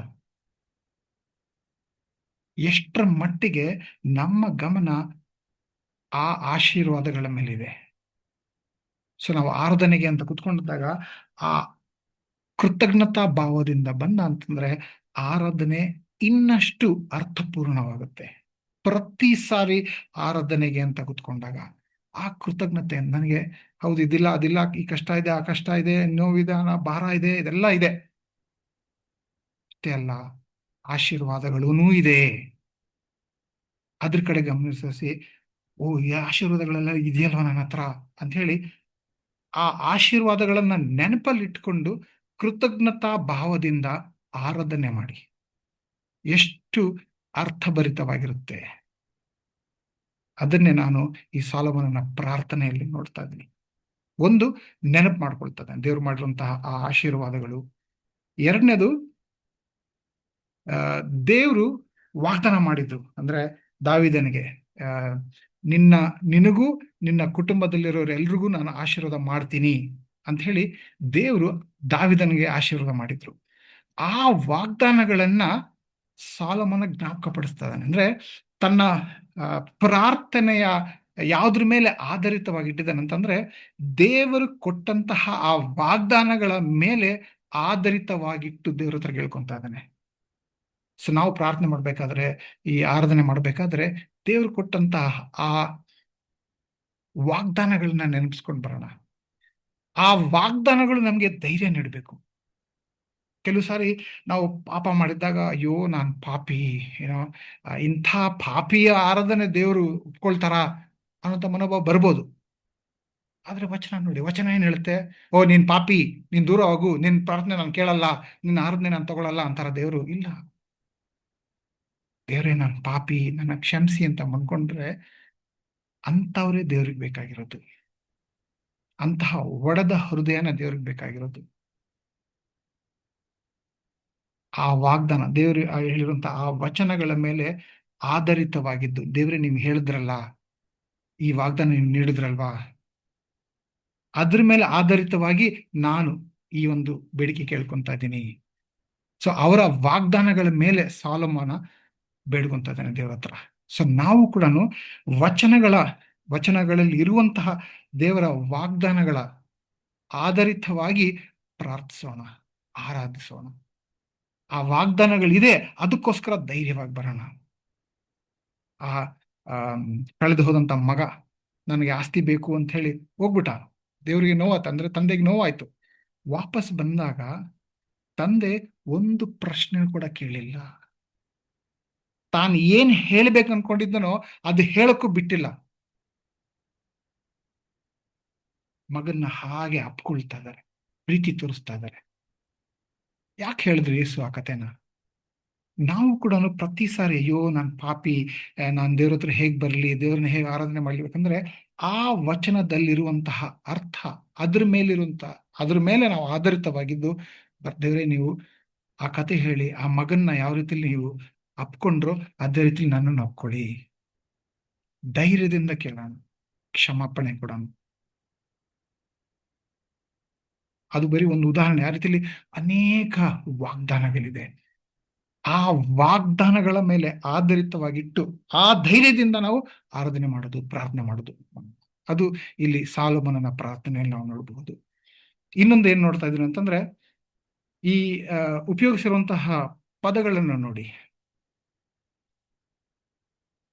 ನಿನ್ನ ಪ್ರಜೆಯಾದ ಈ ಮಹಾ ಜನಾಂಗವನ್ನು ಆಳುವುದಕ್ಕೆ ಸಮರ್ಥರಾರು. ಎಷ್ಟು ದೀನತೆ ಇದೆ ನೋಡಿ. ಓ ನಾನು ದಾವಿದನ ಮಗ, ಏನೋ ನೀವು ಆ ಒಂದು ವಚನಗಳನ್ನ ನೋಡ್ದ ಅಂತಂದ್ರೆ ಬಹಳಷ್ಟು ವಿಷಯಗಳು, ಅಂದ್ರೆ ಏನಂತಾರೆ ಅದಕ್ಕೆ, ಆ ರಾಜ್ಯ ನಡೆಸೋದಕ್ಕೆ ಏನೆಲ್ಲ ಬೇಕಾಗಿತ್ತು ಅದೆಲ್ಲ ಸಾಲೋಮನನ ಹತ್ರ ಇತ್ತು. ಆ ಜ್ಞಾನ ಆಗ್ಲಿ, ಆ ತೇಜಸ್ ಆಗ್ಲಿ, ಸೈನಿಕನಾಗಿ ಯುದ್ಧ ಮಾಡೋದಕ್ಕಾಗ್ಲಿ ಅದೆಲ್ಲ ತಯಾರು ಮಾಡ್ಕೊಂಡಿದ್ದ.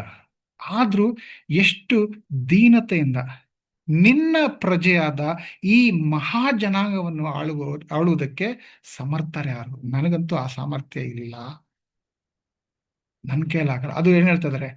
ನಿಮ್ಮ ಜನರು, ನಿನ್ನ ಪ್ರಜೆಯಾದ ಈ ಮಹಾ ಜನಾಂಗ. ನಾನು ಈ ಜನರ ನಾಯಕನಾಗಿ ಹೋಗುತ್ತಾ ಬರುತ್ತಾ ಇರುವುದಕ್ಕೋಸ್ಕರ ನನಗೆ ಜ್ಞಾನ ವಿವೇಕ ಕೇಳಿ ಅನುಗ್ರಹಿಸಿ. ದೇವರೇ, ಇದು ನಿನ್ನ ಜನರು, ನಿಮಗೆ ಬಹಳ ಮುಖ್ಯವಾಗಿರುವಂತ ಜನರು. ಈ ಮುಖ್ಯವಾಗಿರುವಂತಹ ಜನರನ್ನ ಕಾಪಾಡ್ಕೊಳ್ಳೋದಕ್ಕೆ, ಅವರಿಗೆ ನಾಯಕನಾಗಿರ್ಬೇಕಂತಂದ್ರೆ ನನಗೆ ಅಷ್ಟು ಬುದ್ಧಿ ಇಲ್ಲ, ನನಗೆ ಅಷ್ಟು ಜ್ಞಾನವಿಲ್ಲ, ನನಗಷ್ಟು ವಿವೇಕ ಇಲ್ಲ. ಬಹಳ ದೀನತೆಯಿಂದ ದೇವ್ರ ಹತ್ರ ಕೇಳ್ತಾ ಇದ್ದಾನೆ, ದೇವರ ಹತ್ರ ಆರಾಧನೆ ಮಾಡ್ತಾ ಇದ್ದಾನೆ. ಸೊ ನಾವು ಅದೇ ಮನೋಭಾವದಿಂದ ಬರಬೇಕು. ನನ್ನ ಕೈಲಿ ಏನ್ ಸಾಧ್ಯ? ಒಂದು ಆಲೋಚನೆ ಮಾಡಿ ನೋಡಿ. ನೆಕ್ಸ್ಟ್ ಕ್ಷಣ ಉಸಿರಾಟ ಮಾಡೋದಕ್ಕೂ ದೇವರ ಅನುಗ್ರಹ ಇದ್ದಾಗ ಮಾತ್ರನೇ ನಾವು ಉಸಿರಾಟ ಮಾಡ್ಬೋದು ಅಲ್ವಾ? ದೇವರ ಅನುಗ್ರಹ ಇಲ್ಲ ಅಂತಂದ್ರೆ ಮುಂದಿನ ಕ್ಷಣನೇ ನನ್ನ ಪ್ರಾಣ ಹೋಗ್ಬೋದು.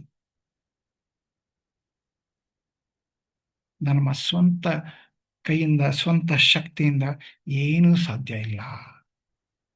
ಅದನ್ನ ಅರ್ಥ ಮಾಡಿಕೊಂಡು ಆರಾಧನೆಗೆ ಬರಬೇಕಾದ್ರೆ ಆ ದೀನತ್ವದಿಂದ ನನ್ನಿಂದ ಏನೂ ಸಾಧ್ಯ ಇಲ್ಲ, ಎಲ್ಲವೂ ನೀವೇ ದೇವರೇ. ಇದು ಸುಮ್ಮನೆ ಡೈಲಾಗ್ ಹೇಳೋದಕ್ಕಲ್ಲ, ನಿಜವಾಗ್ಲೂ ಆ ಮನೋಭಾವದಿಂದ ಆರಾಧನೆ ಮಾಡಕ್ ಬಂದಾಗ ಇನ್ನಷ್ಟು ಅರ್ಥಪೂರ್ಣವಾಗಿರುತ್ತೆ. ಅದೇ ಸಾಲೋಮನ ಅಂತ ನೋಡ್ತಾ ಇರೋದು.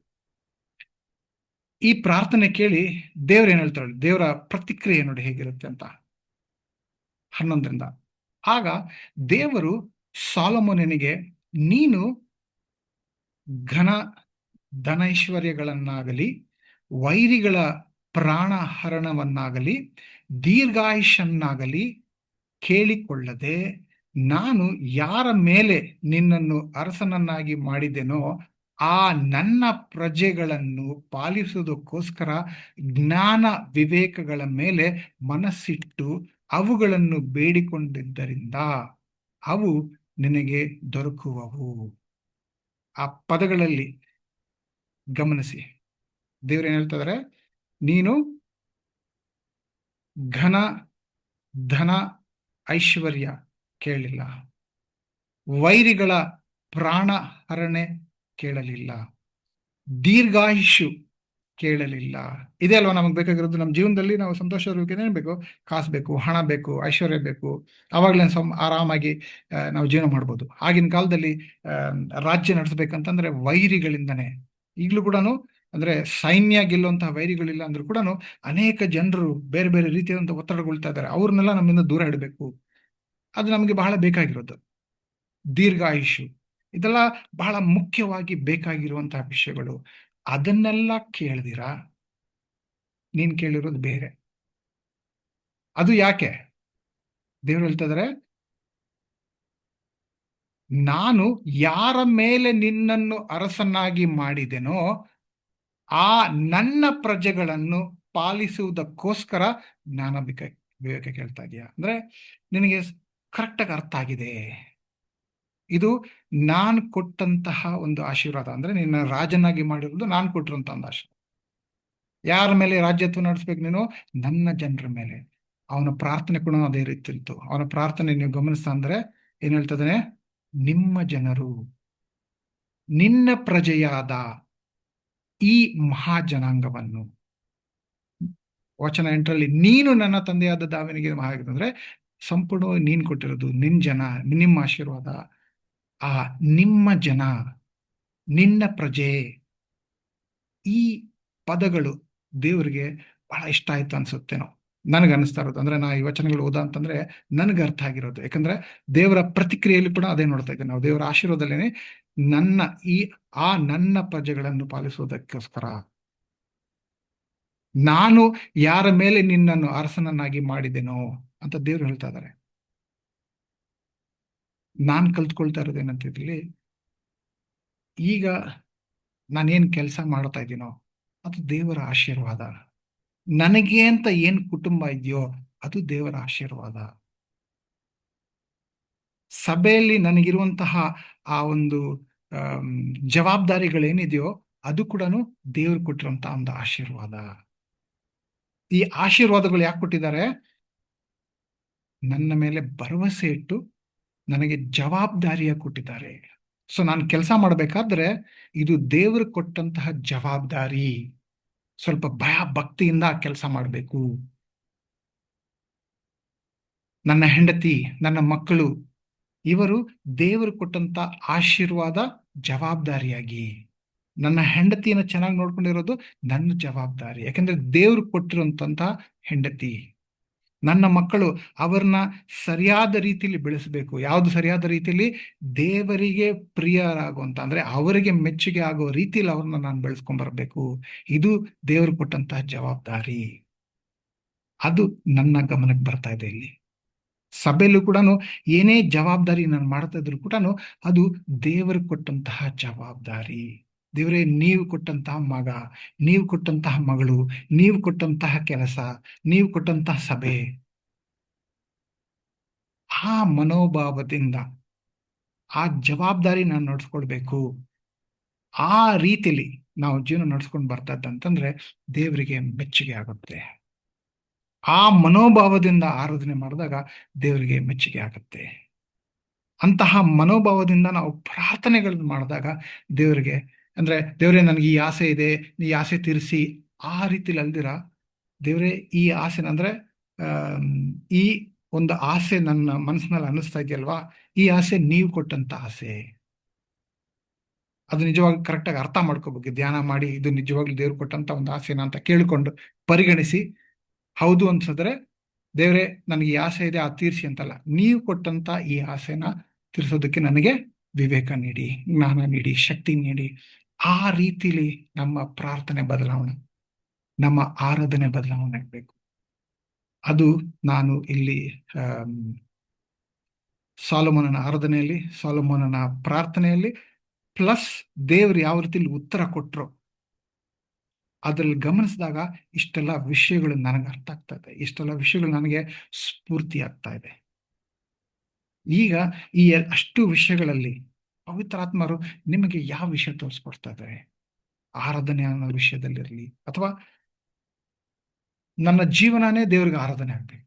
ಬರೀ ಆರಾಧನೆ ಸಮಯದಲ್ಲಿ ಮಾತ್ರ ಆರಾಧನೆ ಅಲ್ಲ, ಯಾವ ರೀತಿಲಿ ನಾನು ಜೀವನ ಮಾಡ್ಕೊಂಡು ಬರ್ತಾ ಇದ್ದೀನೋ ಆ ಜೀವನನೇ ನಾನು ಆರಾಧನೆ ಹಾಕಿಸ್ಬೇಕು. ಅಂದ್ರೆ ರೋಮಾಪುರದಲ್ಲಿ 12ನೇ ಅಧ್ಯಾಯದಲ್ಲಿ ಹೇಳ್ತಾರ, ಏನೋ ಲಿವಿಂಗ್ ಸ್ಯಾಕ್ರಿಫೈಸ್, ನಮ್ಮ ಜೀವನ ಬಲಿದಾನ, ದೇವರಿಗೆ ಜೀವಂತ ಬಲಿದಾನವಾಗಿ ಜೀವನ ನಡೆಸಬೇಕು.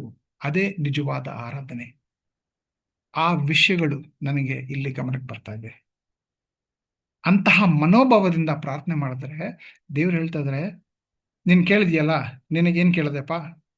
ನನ್ನ ಜನರನ್ನು ಪಾಲಿಸೋದಕ್ಕೋಸ್ಕರ ನಿನಗೆ ವಿವೇಕ ಬೇಕು, ಜ್ಞಾನ ವಿವೇಕ ಬೇಕು ಅಂತ ಕೇಳ್ತಾ ಇದ್ಯಾ. ಅದನ್ನು ಕೊಡ್ತೀನಿ. ಅದ್ರ ಜೊತೆಲಿ 12ನೇ ವಚನ, ಇದಲ್ಲದೆ ನಾನು ನಿನಗೆ ಘನ ಧನ ಐಶ್ವರ್ಯಗಳನ್ನು ಅನುಗ್ರಹಿಸುತ್ತೇನೆ. ಇಂತಹ ಘನ ಧನ ಐಶ್ವರ್ಯಗಳು ನಿನಗಿಂತ ಮೊದಲಿದ್ದ ಅರಸರಲ್ಲಿ ಯಾರಿಗೂ ಇರಲಿಲ್ಲ, ನಿನ್ನ ಅನಂತದವರಿಗೂ ಇರುವುದಿಲ್ಲ. ಅಂದ್ರೆ ಹಿಂದೂ ಮುಂದು ಎಂದೂ ಇರದ ರೀತಿಯಲ್ಲಂತ ಒಂದು ಐಶ್ವರ್ಯ ನಿನ್ನದಾಗತ್ತೆ.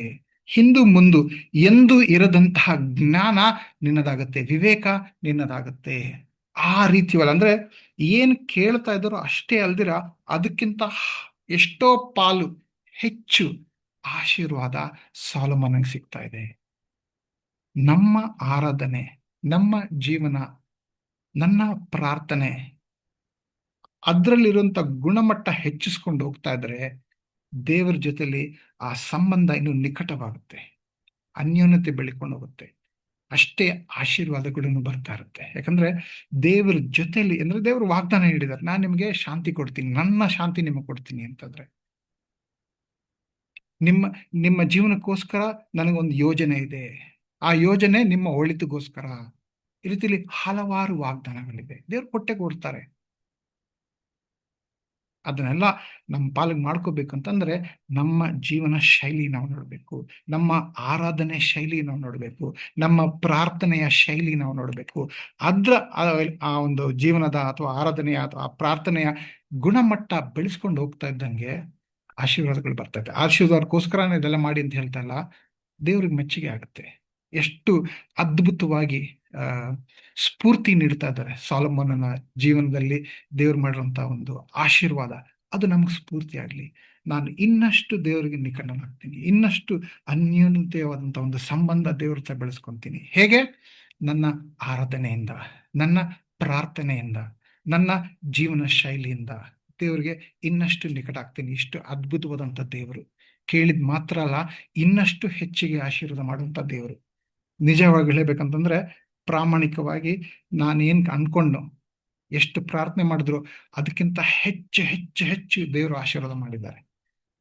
ಆ ಆಶೀರ್ವಾದಗಳನ್ನ ಅನುಭವಿಸ್ಬೇಕಾದ್ರೆಲ್ಲ ಬಹಳ ಕೃತಜ್ಞತೆ ಅನ್ಸುತ್ತೆ. ಕೆಲವು ಸಾರಿ ನನಗೆ ಕಣ್ಣಲ್ಲಿ ನೀರು ಬರುತ್ತೆ, ದೇವರೇ ಇಷ್ಟ ಆಶೀರ್ವಾದ ಯಾಕೆ ಕೊಡ್ತೀರಾ ನನಗೆ, ಅರ್ಹನಲ್ಲ ನಾನು ಅನ್ಸುತ್ತೆ.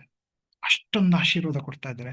ಇದು ಬರೀ ನನ್ನ ಜೀವನಕ್ಕೆ ಮಾತ್ರ ನಿಜ ಅಲ್ಲ, ನಮ್ಮ ಎಲ್ಲರ ಜೀವನದಲ್ಲೂ ಕೂಡ ನಾವು ಪರಿಗಣಿಸಿ ನೋಡ್ದ ಅಂತಂದ್ರೆ ನಮ್ಮ ಆಶೀರ್ವಾದ ಮಿತಿ ಮೀರಿರುವಂತ ಆಶೀರ್ವಾದಗಳಾಗಿದೆ. ನಮಗೆ ಎಷ್ಟು ಅರ್ಹತೆ, ಏನೂ ಅರ್ಹತೆ ಇಲ್ಲ, ಆದ್ರೂ ಎಷ್ಟು ಅರ್ಹತೆ ಇದೆಯೋ ಅರ್ಹತೆಗೆ ಮೀರಿರುವಂತ ಆಶೀರ್ವಾದ ದೇವರು ಕೊಟ್ಟಿದ್ದಾರೆ. ಅದನ್ನ ಅರ್ಥ ಮಾಡಿಕೊಂಡು ಆ ಕೃತಜ್ಞತಾ ಮನೋಭಾವದಿಂದ ದೇವರನ್ನ ಇನ್ನಷ್ಟು ಆರಾಧನೆ, ಇನ್ನಷ್ಟು ಅದ್ಭುತವಾಗಿ ಆರಾಧಿಸೋಣ. ನಮ್ಮ ಆರಾಧನೆಯ ಗುಣಮಟ್ಟ ಅದರಲ್ಲಿ ಬೆಳೀತಾ ಹೋಗ್ತಾರೆ. ಆ ರೀತಿಲಿ ನಮ್ಮ ಆರಾಧನೆಯ ಗುಣಮಟ್ಟ ಬೆಳೆಸ್ಕೊಂಡು ಹೋಗ್ತಾ ಇದ್ದಂತಂದ್ರೆ ದೇವರು ಕೇಳುವಂತಹ ಪ್ರಶ್ನೆ ನಮ್ಮ ಜೀವನಕ್ಕೆ ನಿಜ ಆಗತ್ತೆ. ನಿನಗೇನು ಬೇಕು ಕೇಳು. ಇದು ಬರೀ ಸಾಲೋಮೋನನಿಗೆ ಮಾತ್ರ ಅಲ್ಲ, ಇದು ದೇವರು ಸಾಲೋಮೋನ್ ಮಾತ್ರ ಕೊಟ್ರು ಅಂತಲ್ಲ. ಮತ್ತಾಯ 7:7 ಹೇಳ್ತಾರೆ, ಕೇಳಿರಿ ನಿಮಗೆ ಕೊಡಲ್ಪಡುವುದು, ಹುಡುಕಿರಿ ನಿಮಗೆ ಸಿಕ್ಕುವುದು, ತಟ್ಟಿರಿ ನಿಮಗೆ ತೆರೆಯಲ್ಪಡುವುದು. ಇದು ಬರೀ ಒಂದು ಉದಾಹರಣೆಯ ಒಂದು ವಚನ ತೋರಿಸ್ತಾ ಇದ್ದೀನಿ.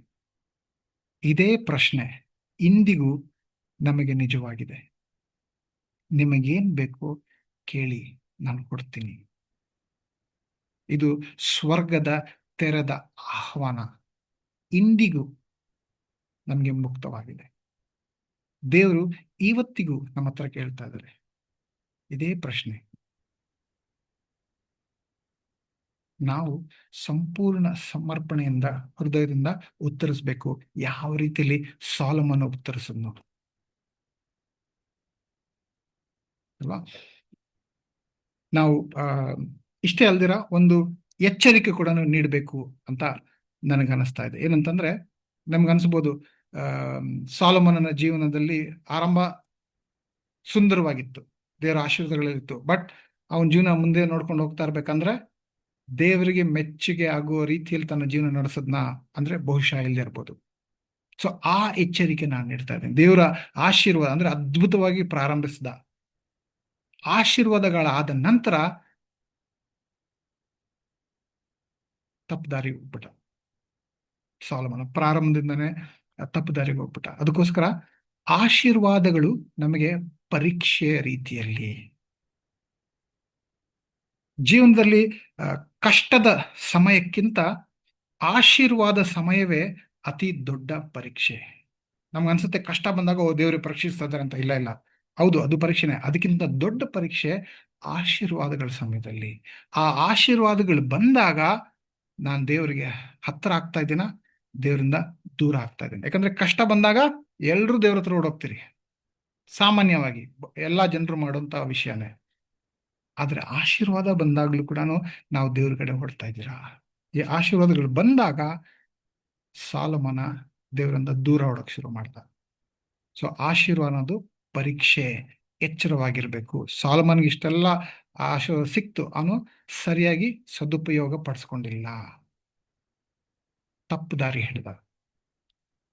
ಸೊ ನಾವು ಇವತ್ತು ನಮ್ಮ ಆರಾಧನೆ ಬೆಳೆಸಬೇಕು, ನಮ್ಮ ಕ್ರೈಸ್ತರ ಜೀವನ ಇನ್ನು ಸರಿಯಾಗಿ ಬೆಳೆಸ್ಕೊಂಡು ಹೋಗ್ಬೇಕಂತಂದ್ರೆ ಕೆಲವು ವಿಷಯಗಳು ಜ್ಞಾಪಕ ಪಡಿಸಬೇಕು. ದೈನಂದಿನ ಜೀವನಕ್ಕಾಗಿ 7 ಅನ್ವಯಗಳು. 1, ಪ್ರತಿದಿನ ಬಲಿಪೀಠದಿಂದ ಆರಂಭಿಸಿ. ಅಂದ್ರೆ ತನ್ನ ರಾಜ್ಯಭಾರ ನಡ್ಸೋಕ್ಕಿಂತ ಮುಂಚೆ ಯಾವ ರೀತಿಯಲ್ಲಿ ಆರಾಧನೆ ಬಲಿಪೀಠಕ್ಕೆ ಹೋಗ್ತಾ ಇದ್ದಾರೆ, ಆರಾಧನೆಗೆ ಪ್ರಾಶಸ್ತ್ಯ ನೀಡಿದ.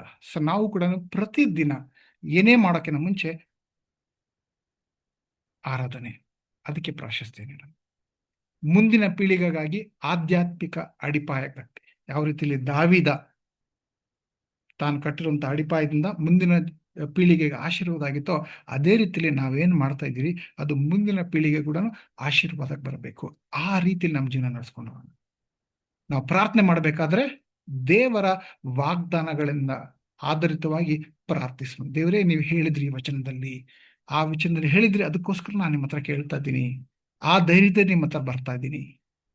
4ನೇದು, ಯಾವ ರೀತಿಯಲ್ಲಿ ಸಾಲೋಮೋನ, ನಿಮ್ಮ ಜನರು, ನಿಮ್ಮ ಆಶೀರ್ವಾದ, ನೀವು ಕೊಟ್ಟಂತ ಜವಾಬ್ದಾರಿ, ನೀವು ಕೊಟ್ಟಂತ ಕುಟುಂಬ, ಆ ಮನೋಭಾವ ರೂಢಿಸ್ಕೊಳ್ಳೋಣ. ಆಸ್ತಿಗಿಂತ ಸೇವೆ ಮಾಡಲು ಜ್ಞಾನವನ್ನು ಕೇಳಿ. ಬಹಳ ಸಾರಿ ನಾವು ಅದ್ರ ಕಡೆ ನೋಡೋದಲ್ವಾ, ಆಸ್ತಿ ಮಾಡೋದಕ್ಕೋಸ್ಕರ ಜ್ಞಾನ ಬೇಕು ಅಂತ, ಹೇಗೆ ದುಡ್ಡು ಸಂಪಾದನೆ ಮಾಡಕ್ಕೆ ನನಗೆ ಆ ಜ್ಞಾನ ಬೇಕು ಅಂತ ಅನ್ಕೊಳ್ತೀರಿ, ವಿವೇಕ ಬೇಕು ಅಂತೀರಿ. ಅದಕ್ಕಿಂತ ಸೇವೆ ಮಾಡಲು, ನಿನ್ನ ಜನರನ್ನು ಇನ್ನಷ್ಟು ಚೆನ್ನಾಗಿ ನೋಡ್ಕೊಳ್ಳೋದಕ್ಕೆ ನನಗೆ ಜ್ಞಾನ ಕೊಡಿ, ಆ ಮನೋಭಾವನ ಬೆಳೆಸ್ಕೊಳ್ಳೋಣ. ಎಷ್ಟೇ ಸಾಮರ್ಥ್ಯವಿದ್ದರೂ ದೇವರ ಮೇಲಿನ ಅವಲಂಬನೆ ಕಳೆದುಕೊಳ್ಳೋದು ಬೇಡ. ನನಗೆ ಸ್ವಲ್ಪ ವಿವೇಕ ಇದೆ, ಬುದ್ಧಿ ಇದೆ, ವಿದ್ಯಾಭ್ಯಾಸದಿಂದ ಅನೇಕ ಏನೋ ಜೀವನದಲ್ಲಿ ನಡೆದಂಥ ಅನೇಕ ವಿಷಯಗಳಿಂದ ಸ್ವಲ್ಪ ಜ್ಞಾನ ಬಂದಿದೆ, ಅದ್ರ ಮೇಲೆ ಆಧಾರಿತವಾಗಿರೋದು ಬೇಡ. ಸಂಪೂರ್ಣವಾಗಿ ದೇವರೇ ನೀವು ನನಗೆ ವಿವೇಕ ಕೊಡಿ ಅಂತ ಅವ್ರ ಮೇಲೆ ಅವಲಂಬನೆ. ಪ್ರತಿ ದಿನದ ಜೀವನಕ್ಕೋಸ್ಕರ ದೇವರ ಹತ್ರ ವಿವೇಕನ ಕೇಳೋಣ. ಆಶೀರ್ವಾದಗಳ ಸಮಯದಲ್ಲಿ ನೀವು ಏನು ಸಂಗ್ರಹಿಸ್ತಿದ್ದೀರಿ ಎಂಬುದು ಗಮನಿಸಿ. ದೇವರಿಂದ ದೂರ ಹೋಗ್ತಾ ಇರೋದಾ ಅಥವಾ ದೇವ್ರ ಕಡೆ ಹೋಗ್ತಾ ಇದ್ದೀರಾ? ಏನೋ ಆಶೀರ್ವಾದ ಬಂದು ಇನ್ನಷ್ಟು ಆಶೀರ್ವಾದ ಬೇಕು ಅನ್ಕೊಂಡಿರ್ತಿದ್ರ, ದೇವರೇ ಎಷ್ಟು ಆಶೀರ್ವಾದ ಕೊಟ್ಟಿದ್ದು ಅಂತ ನನ್ನ ಕೃತಜ್ಞತೆಯಲ್ಲಿ ನಾನು ಬೆಳೀತಾ ಇದ್ದೀನಿ. ಇಷ್ಟು ವಿಷಯಗಳು ನಾವು ಗಮನದಲ್ಲಿ ಇಟ್ಕೊಳ್ಳೋಣ.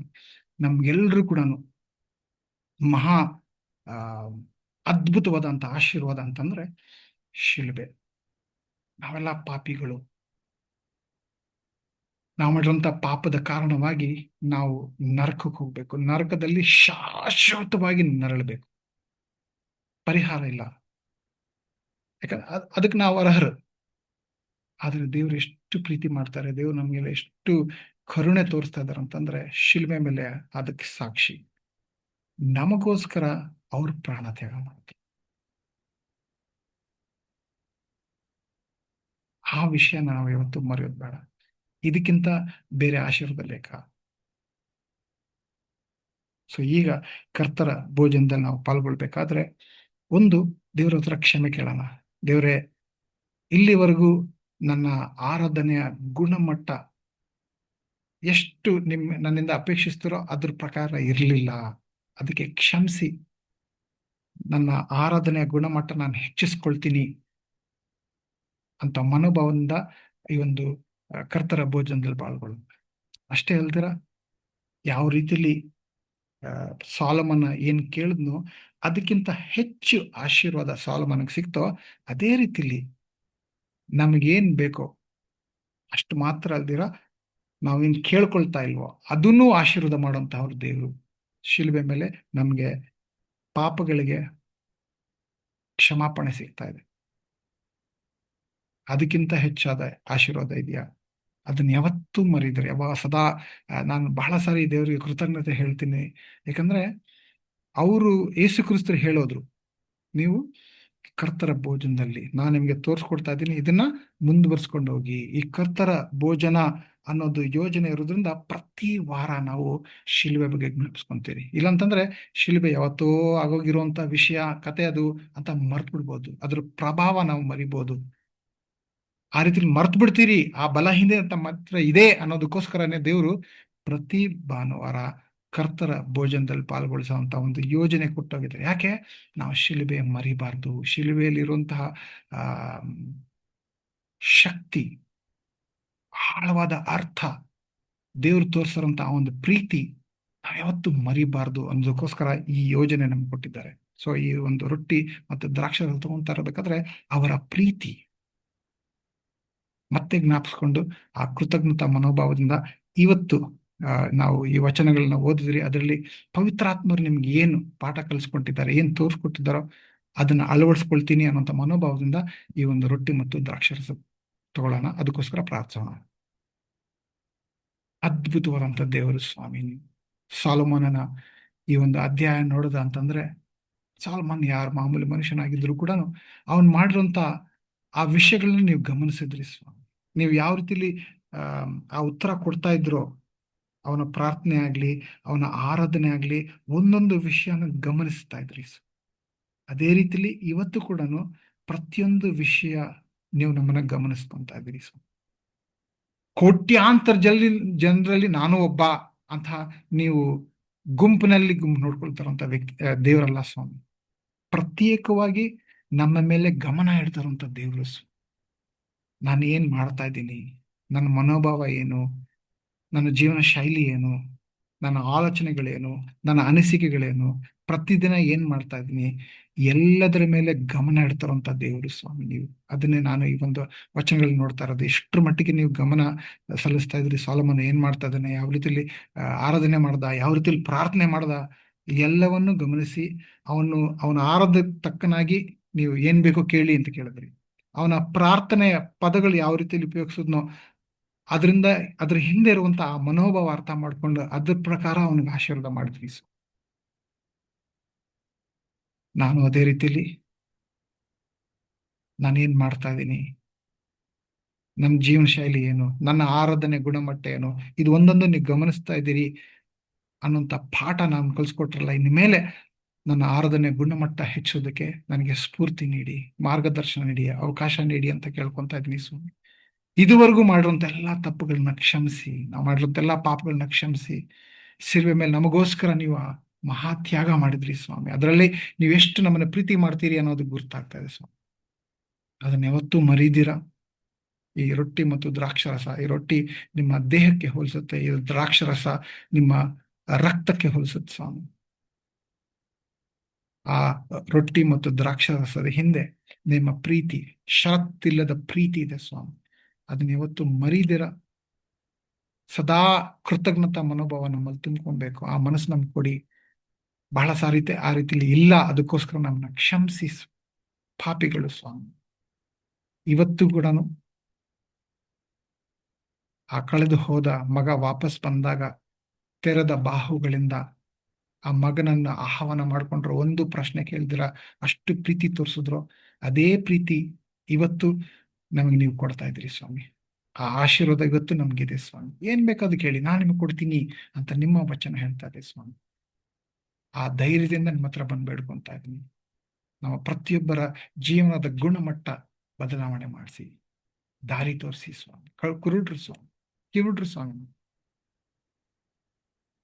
ಬುದ್ಧಿ ಇಲ್ದಿರೋ ಸ್ವಾಮಿ, ಬುದ್ಧಿ ತೋರಿಸಿ, ಜ್ಞಾನ ನೀಡಿ, ನೀವು ಕೊಟ್ಟಂತಹ ಈ ಜವಾಬ್ದಾರಿಗಳನ್ನ ಸರಿಯಾದ ರೀತಿಯಲ್ಲಿ ನಡ್ಸ್ಕೊಂಡು ಹೋಗೋದಕ್ಕೆ ವಿವೇಕ, ಜ್ಞಾನ ನೀವು ಕೊಡ್ಬೇಕು ಅಂತ ಕೇಳ್ಕೊಂಡು, ಶಿಲ್ಬೆ ಮೇಲೆ ನಮಗೋಸ್ಕರ ಪ್ರಾಣ ತ್ಯಾಗ ಮಾಡಿದ್ದಕ್ಕೋಸ್ಕರ ಕೃತಜ್ಞತೆ ಸಲ್ಲಿಸ್ತಾ,